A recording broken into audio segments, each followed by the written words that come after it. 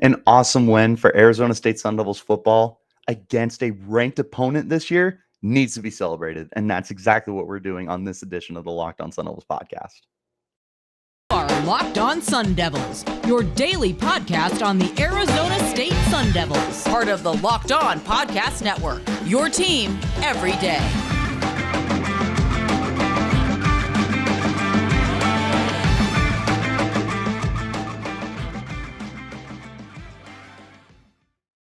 Hello and welcome to this edition of the Locked On Sun Devils podcast. My name is Richie Bradshaw. I am your host for everything Arizona State Sun Devils. Thank you all so much for making this your first listen of the day. The podcast, it's free and available on all platforms, YouTube as well. If you want to check us out in that visual platform and see me wearing my beanie and my headphones on the outside of my beanie, believe it or not, I can hear, but it definitely looks kind of redundant. But wherever you do get your podcast, definitely hit like and subscribe, turn on notifications, and never miss any new content we put out Monday through Friday to stay in touch with that content. Follow me on Twitter. You can find me at RichieBrads36. Find the podcast while you're there as well at LO_Sun Devils. All right, guys. This whole episode, I want to appreciate what happened in this game. And we'll be breaking it down throughout the week. Tomorrow's episode, I will have the game balls. I have so many that I could possibly hand out. I mean, offensively, there's a ton. Defensively, there's a ton.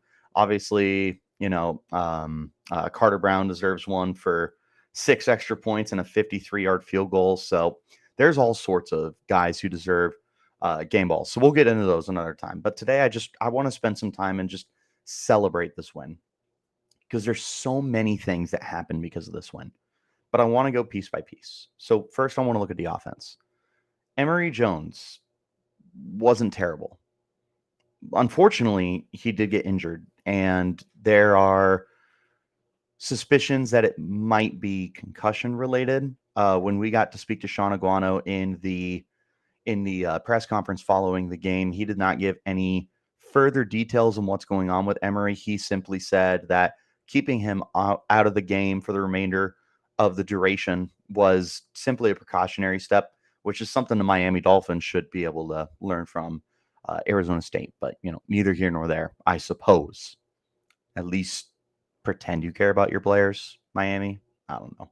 But it was definitely in the best interest of Emory to make sure that they were going to do everything correctly for him and not place him in a situation that would have been dangerous to his actual health, let alone, the football career, which doesn't even remotely matter compared to Emory's brain. In comes Trenton Bourguet. And what a wild career Bourguet has had. He's been with the program, let me think, so 2022, 21, 20. I believe he was with the team for 3 years, and this is his 4th year. I believe he's a redshirt junior. He's definitely a junior. I am 90% positive he is a redshirt junior, and I'm going to confirm that right now. But he stepped up, man. So that kid definitely had something to prove. Confirmed he is a redshirt junior. I'm not crazy. He stepped up, and he's sitting there, and he feels like he has something to prove. He had 12 career pass attempts coming into this year. 3 years, 12 attempts. 10 of them came last year in garbage time against Wazoo. I was at that game. He threw Andre Johnson's only touchdown catch of the year. He comes into this game, middle of the game, by the way. He's not prepared in the sense of like taking first team snaps throughout practice. He comes in, he completes 15 passes of his 21 attempts. So more completed passes than he had attempts coming into this game. Throws 182 yards. He throws 3 touchdowns. 3. By the way, that's more than Emory has thrown in any game this year. And Emory also had 4 touchdowns coming into this game. So Emory had thrown a touchdown in 4 straight games, and then he never had double digit. So, but we're not here to slander Emory. That's not the case at all. We're here to praise what Bourguet did. He did throw an interception. It was an ugly interception. I mean, he just totally air mailed that ball. It was bad. But other than that, I mean, he was on the money. He looked comfortable. He wasn't afraid to move around the pocket, maneuver in, just uncomfortable and claustrophobic situations, and he improvised. He had some great guys step up with him too. Brian Thompson hauled in a 38-yard beauty. He ended up inside the 5. He might have been down at the 1-yard line. I mean, Thompson was just playing outstanding. Gio Sanders catches 5 passes, 54 yards. Elijah Badger catches 2 touchdowns, both from Bourget. Valladay caught a touchdown as well from Bourget. The whole offense was just clicking this game. And I mean, to Emory's defense, he was 7-9 before he went out for 59 yards. So, solid like 6.3-ish yards per attempt, but completing, what's that end up being? Like low 70% completion, something like that. Emory was playing solid. It's just when Bourget came in, this game changed forever, because Arizona State from that point on just put their foot on the pedal and they did not let up offensively. They dropped 45 points. They had 45 points, guys. They scored 5 touchdowns on offense. This 45, by the way, that's the most the team has scored all year. This is more than they put up against NAU in week 1, 40.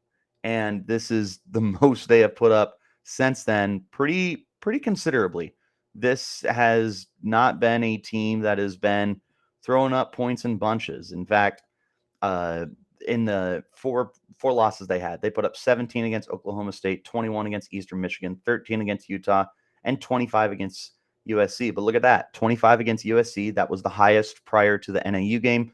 And now Washington throw up 45, the highest since the NAU game. So this team seems to be trending in a very good direction, which is something we're going to talk about near the end of the podcast. But for right now, what I want to talk about is this. The offense finally started putting everything together. So Xavier Valladay continued to look great. He got back to his trend he had at the beginning of the year of 100 yards and a touchdown in this game. 111 on 23 carries, 1 touchdown. Also caught 4 passes, a season high, 22 yards and another touchdown. So for you math whizzes, Valladay has scored 8 touchdowns in 6 games this year. He's very, very good. And all the meanwhile, you finally have guys that are stepping up.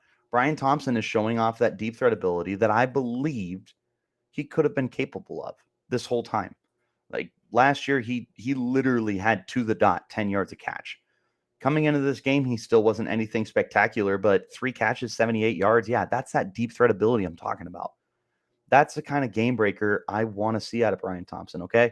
I'm not saying he needs to be a 1,000-yard guy. I'm not saying he needs to be 100 yards every game or a touchdown every game. I'm not even saying he needs a 40-yard catch every game, but stretch the field. That's something ASU has not been able to do this year. They haven't been able to hit it, whether it's guys getting open or just connecting on the ball entirely. They had that in this game. They had that respect that they were able to command from this defense. And they showed off that they're not afraid to throw this ball deep. They're not afraid to just do what they got to do. They were ready. And they, like I said, they stepped up. This is a huge, huge game for the Sun Devils offense. And they got to be incredibly, incredibly happy with what they got to see. We're going to go ahead and talk about the defensive side of the football in the next segment coming up here. But before we get that far, I want to talk to you about our friends over at SimpliSafe. The numbers don't lie. In the last decade, over 4 million people have chosen SimpliSafe home security to protect their home. You don't earn the trust of that many people without doing something right. At SimpliSafe, your safety is the only thing that matters. I know because I use SimpliSafe at my home. They protect you with cutting-edge security technology powered by 24/7 professional monitoring agents who always have your back. Here's why I love it. I live out in the middle of nowhere, brand new development, and there's times where I feel like anything could happen. And with SimpliSafe, I feel secure. I've got my cameras that are keeping an eye on everything. They've got that crystal clear HD live stream, and I feel completely in control of my surroundings. With that 24/7 professional monitoring, SimpliSafe's agent will call you the moment a threat is detected and dispatch police or first responders in an emergency. even if you're not home or can't be reached. Simply Safe blankets your home in protection with advanced sensors for every room, window, and door. HD security cameras for inside and outside your home. Smarter ways to detect motion and only alert you if the threat is real. And even hazard sensors that instantly detect fires, floods, and other threats to your home. Our monitoring experts use proprietary advanced response technology to visually confirm when a break-in is real so you can get the highest priority police dispatch. Customize the perfect system for your home in just a few minutes at simplysafe.com/lockedoncollege. Save 20% on your Simply Safe security system when you sign up for an interactive monitoring plan and get your first month free. Visit simplysafe.com/lockedoncollege to learn more. There's no safe like Simply Safe. All right, back into our conversation now. I want to flip the script and look at the defensive side of the ball right after I remind you that this podcast is free and available on all platforms. Defensively, this wasn't the greatest game in the world, but they stepped up when they needed to. So, for the first time this season, Michael Penix, quarterback, was coming into this year as a legitimate Heisman contender. Through 5 games, he had 16 touchdown passes. He had just 3 interceptions. He was completing over 65% of his passes. He was averaging over 300 yards a game. In fact, even after this game, he has yet to pass for lower than 309 yards in a game. He's been insane. He's been an absolutely dominant quarterback this year. He's made himself a lot of money should he decide to declare for the draft. This definitely feels like a draftable kid, a developmental kind of guy. But he's been very, very good for the Huskies. Arizona State, for the first time this year, did not allow Michael Penix to throw a touchdown. First time this year, Penix did not throw a single touchdown in this game. Every other game, he had gone 4 touchdowns, 2 touchdowns, 4 touchdowns, 2 touchdowns, 4 touchdowns. So on his pace, he was only going to throw 2. But he didn't even get that. He scored on the ground for the first time in his career, or not his career, for the first time this season against Arizona State. But they held him in check for the most part. You know, he still threw for 311 yards, still completed north of 62% of his passes. But when you consider what Penix was bringing to the table, you have to be happy with what you got. Now, the run defense, that's a whole other thing. They, literally, and like no pun intended, got run over by this run game. They gave up 134 yards on the ground. That does include 3 guys who had negative yards. O'Dunes, is it Romeo? Rome O'Dunes had 1 carry for negative 3 yards. He was their leading receiver. We'll talk about him in a second. Michael Penix had 3 carries for negative 6 yards. One of those was a sack. And then the team had this is actually how the game ended, and it was unbelievable. If you guys didn't watch this, on 3rd and however many, this snap from the offensive lineman just sails past Dylan Morris's head. Yes, Dylan Morris, because unfortunately Michael Penix went down with an injury. Godspeed. Hope everything's okay for him. Definitely just never, ever want to see that. But it goes straight past Dylan Morris. This thing ends up being a 30-yard loss and sets them up in 4th and forever. Arizona State's able to hold on and get this win. But take away the sack for Penix and take away this 30-yard loss, and they are sitting at, if I had to guess for what Penix lost on the ground, I would say he probably lost 9 or 10 yards, something like that. So, yeah, they would have had north of 170 rushing yards, and they scored 5 times. Their running back Cameron Davis got in 3 times. Wayne Tulapapa, I believe is how you say it. Wayne, I really apologize if I butchered that. Also got in the end zone. They just did such a great job on the ground. There was nothing ASU could have done to stop them. Romeo O'Dunes was the man as their receiver. 9 catches, 115 yards. He was everywhere when the Huskies needed him. He stepped up. He was making plays. But again, the defense showed up when it needed to the most. On the day, they held Washington to just a 50% third down conversion rate, and they only gave up one fourth down conversion. They were 1 of 4 on the day, the Huskies were. The defense definitely did what it could. It was very much bend, but don't break, because they gave up 458 yards. They gave up 38 touchdowns. Holy cow, could you imagine if they gave up 38 touchdowns? They gave up 38 points. Gave up 38 points. But they still bit down. They still fought tooth and nail, and they were able to hold on to the win. They even gave up more time of possession to Washington than Arizona did with the ball, but they figured it out. They stuck down when it mattered most. You had some big plays from guys like Kyle Sully, who once again, double-digit tackles, ended with 12 again. Huge play by Jordan Clark.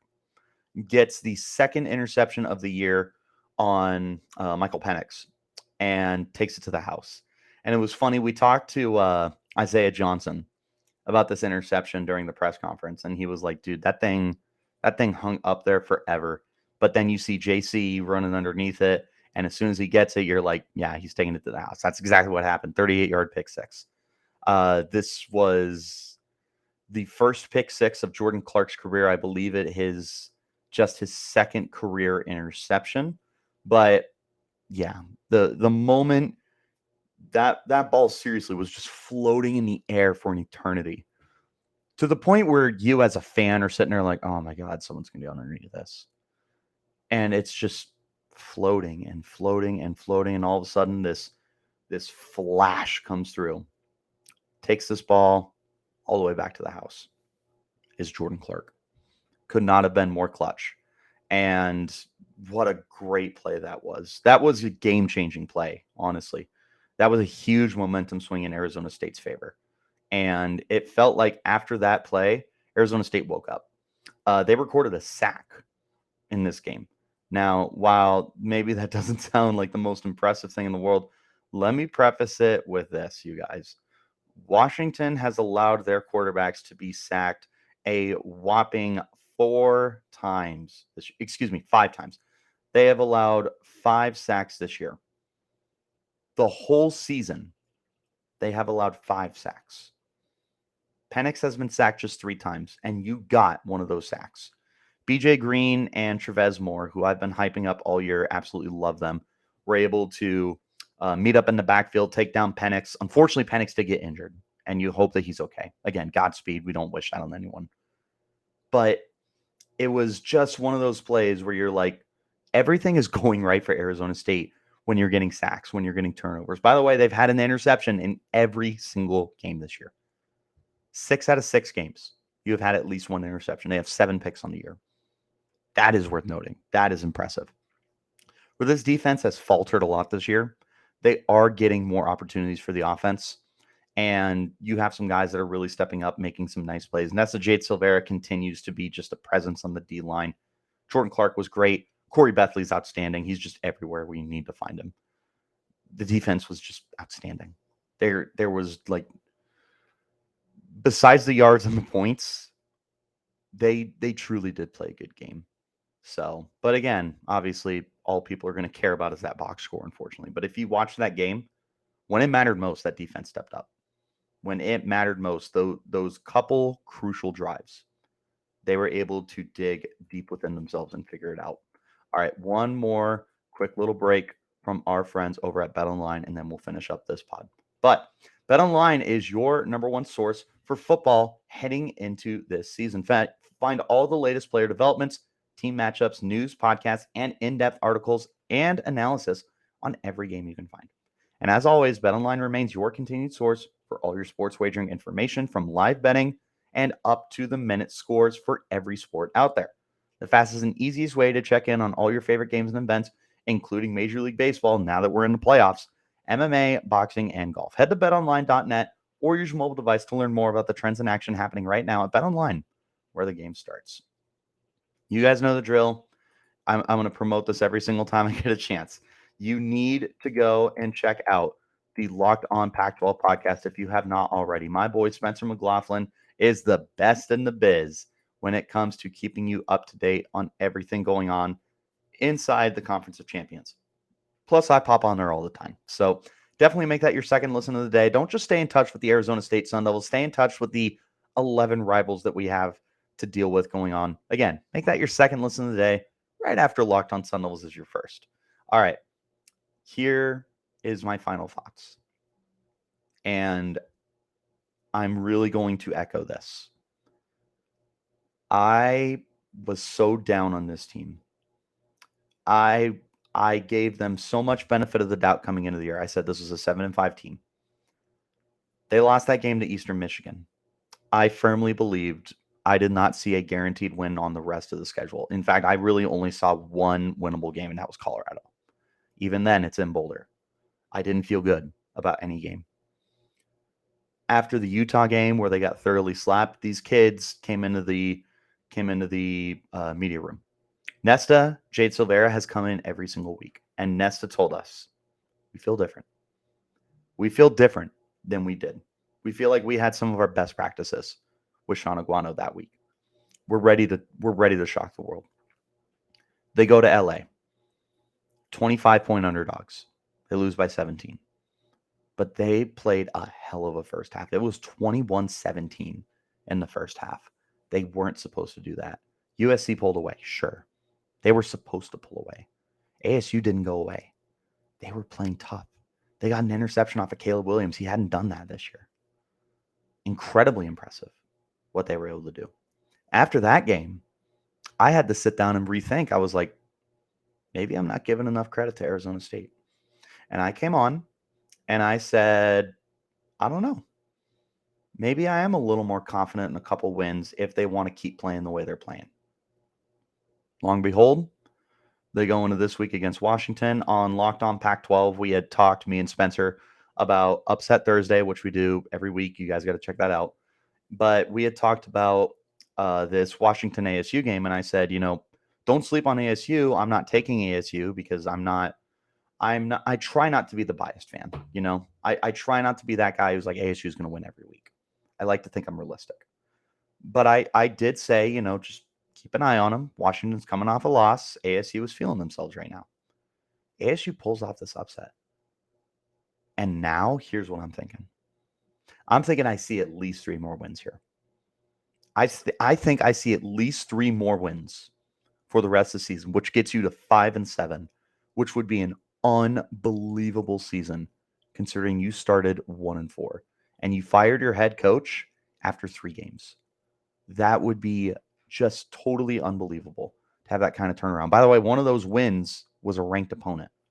The 3 wins I see, funny enough, are all road games. Stanford. So that's not this weekend, it's next weekend. ASU is in a bye week this week. We're going to have a lot of coverage for you guys, by the way, just promoting that right now. Basketball content is going to be starting up here pretty soon. Got to start talking about all the transfers that are coming in and the return of Marcus Bagley and all that good stuff. But there's a lot to talk about here. There's a lot to digest with everything that's going on with Arizona State Sun Devils football. Stanford football is not great. They're not. They had a decent game against Oregon State and just blew it. And I think they have 1 or 2 wins on the year. They're not a good football team. Sure, you're going to Palo Alto, but I like ASU. I like ASU a heck of a lot more than I like Stanford right now. And they harassed them last year. I like ASU in that game. That's win number 1. Colorado, pencil it. Colorado is just bad. They're just bad. I don't see them turning it around. If they do, then, I'll give them a little more credit heading into that game. But for right now, that's a win for Arizona State. Last game, and I've been saying this all year, and I will continue to say it until I'm proven wrong. They're beating U of A. I don't care it's in Tucson. I don't care if it's on the moon. I don't care if there's not a single Arizona State fan in that stand. ASU is going to win that game. They were going to win that game if they only had 1 win heading into this year. When it comes to the Territorial Cup and the Duel in the Desert, take your record book. Throw it out the window. Both of these teams don't care. They hate each other. And that's what makes it so great. That is what makes this rivalry so great. It doesn't matter what you do. It doesn't matter if you both are winless going into this game. It doesn't matter if you're both undefeated going into this game. No one's guaranteed anything. Doesn't matter if one team is winless and the other one is undefeated. You can't rule these teams out of each other. And U of A got exposed by Oregon. Shocker, number 12 team in the nation, right? But they have a heck of a gauntlet coming up. They still have 4 more straight ranked opponents, and then they close out the year with ASU and I believe Oregon State. Like, this is a very, very tough stretch for U of A, and there's a chance they lose out. Truly is. They have one of the toughest stretches to finish college football this year. They have 3 wins. That's huge for them. They had a winning record at some point. You need to celebrate that. And I'm not being facetious. You truly do. If you're a U of A fan, celebrate that. You deserve to. But know it's going to be a rough end of the year, and know that ASU is going to beat you for a 6th straight year, and they're going to beat you in Tucson. Moving forward, these kids have bought into Sean Aguano. These kids, they're all in. I actually had the pleasure of asking my first question as a member of the Arizona State media. I asked Aguano, what's it like to have these kids buy into you?